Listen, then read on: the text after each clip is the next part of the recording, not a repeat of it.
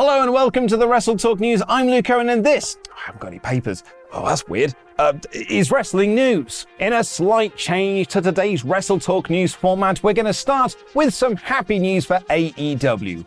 Lol, just kidding, it's more about the CM Punk stuff. It was reported this week that several names in the AEW locker room like Matt Hardy, Isaiah Cassidy, Ryan Nemeth, and the head of talent relations Christopher Daniels had been banned from coming to Collision despite being booked for the show. While not all names are the result of one CM Punk, reportedly some of them are, and it has posed the possible question of who really holds the power in AEW. And unsurprisingly, it seems as if Khan's governance over Punk, or perhaps I should say lack thereof, has caused some unrest in the locker room, according to Brian Alvarez on Wrestling Observer Live. Alvarez noted that while morale isn't as low as it was post-Brawlout last year, it might be the second lowest it's ever been. Alvarez detailed that the unhappiness is very much with Tony Khan for allowing this to happen. He then named Matt Hardy and Isaiah Cassidy as two names who are very upset as nobody has anything bad to say about them, yet they're being punished in a sense. Alvarez finished by saying, effectively, morale is in the toilet in AEW right now, which paints a rather dark shade of grey over what should be one of the most exciting periods in the company's history. And that is spreading into some comments being made about their upcoming All In show. Although last night's episode of Dynamite went all out bananas to book matches for All In, there are some within the AEW locker room that expected better from the biggest wrestling show of all time. Now, it should be made clear that SE Scoops, who made this report, have this comment from just one wrestler, but that one wrestler noted that a lot of talent are upset about Wembley. But remarkably, it's not about the card. It's actually about the lack of clarity of knowing if they're going to be on the card. The talent they spoke to noted maybe if it were just Wembley, it would be different, but with everything that's happened over the last year, it's becoming the one major issue. They add that everyone wants to be on the All In card and feel that AEW have a lack of urgency on confirming plans. But like the CM Punk drama this week, there are two sides to this coin, as another talent they spoke with defended Khan's booking of the show, pointing out that the man himself said it would take a while for the card to take shape once they found out that Bryan Danielson was injured, and the injuries to Jamie Hayter and Pac have not helped matters. They add, I'm not sure why everyone is disgruntled about it. Tony even said, injuries are going to make this like the first Forbidden Door show when things developed and were scheduled late, and that's been the case. But to find out what happened on last night's bananas episode of AEW Dynamite, let's head on over to Ollie Davis.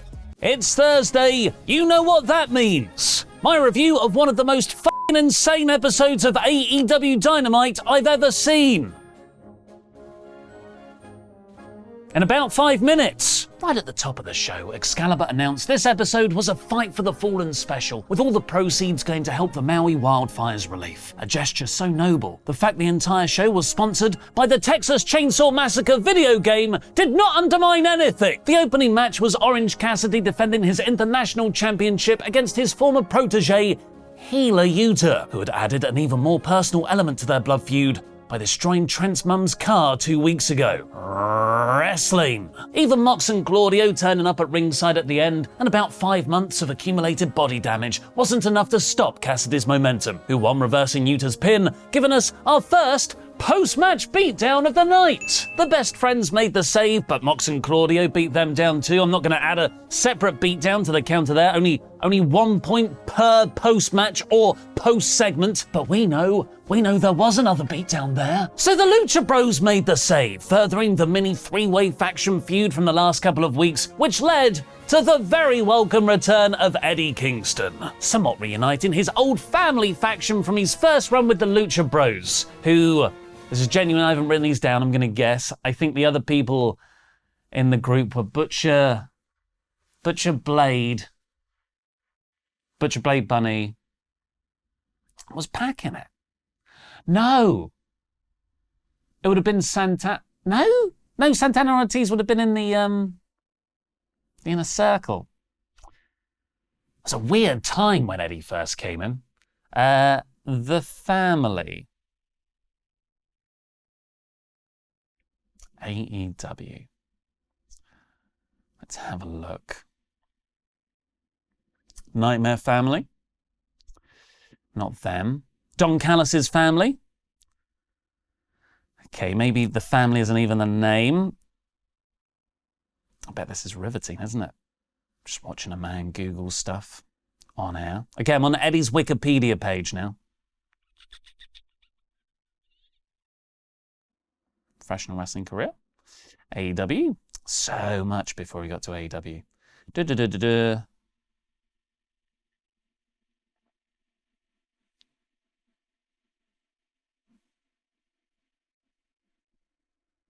So the Lucha Bros turned on Kingston after he and the Butcher and Blade attacked Pac. So maybe... It was Butcher, Blade, and the Lucha Bros. I was right. I overthought things. Oh, that comes up in Survival Series. Eddie then challenged the Blackpool Combat Club and 3 other people they can find to a 6-on-6-man Stadium Stampede match for All In. Boy, things really escalated quickly. I'm very happy Eddie's back. A Wembley Stadium Stampede match will be loads of fun, even though it coming from out of nowhere kind of weakens the stipulation. It's just a shame that Eddie versus the BCC isn't getting more of a story. It had a really cool building opening about 2 months ago, but then Eddie left for the G1 and nothing more could develop. It's like they just skipped the middle to the end. Kenny Omega then told JR in a sit-down interview at Daily's Place that he's trying to get out of his toxic relationship with Don Callis, and part of that will be beating Takeshita. Callis then appeared, orchestrating a beatdown of Omega by Bullet Club Gold and Takeshita. I'm gonna count that as a post-segment beatdown. We're up to 2! And then it cut to Hangman outside a local medical facility with a can of beer in his hand, booking a match of Jay White, Juice Robinson and Takeshita versus him, Kenny, and Kota Ibushi. Remember him? For All In. Someone told Hangman off for drinking outside the local medical facility, so he chugged it down, hinting that all's not well with Paige's psyche. You then found out why there was no audience sound reacting to Hangman's backstage match announcement. Not backstage, local medical facility. They were all definitely booing Callis in the ring instead. And not just a great audio jump cut, but a very neat piece of segment ordering, really giving the episode a chaotic flow. Jericho joined him to announce, yes, he will join Don's family. But rather awkwardly, Don had already commissioned a painting that had him holding up Jericho's severed head because he thought he was going to say no. Takeshita and Jogging Bottom's variant Will Ospreay attacked Jericho after, for Sammy Guevara to make the save. Jericho announced later on that it will be him versus Ospreay at All In, a match no one but Jericho wants. For the second week in a row, I didn't like the Jericho segment. There's no reason to like Jericho, as he actually made his choice to leave all his friends and join Callis. He looked like an idiot for trusting Callis, and Sammy looks second-rate for still helping Jericho. For me, this is the only major storyline that isn't working right now. Jungle Boy said he's going to retire the FTW title next week. Send Hook! The Gates of Agony beat the crap out of Nick Wayne for most of their tag match, and then him and Darby Allin made the quick comeback win. Swerve and AR Fox then walked down for a post-match beatdown. Whoa, let me finish post-match beatdown counter. Joker Sting interrupted, showing he'd kidnapped Prince Nana on the ramp.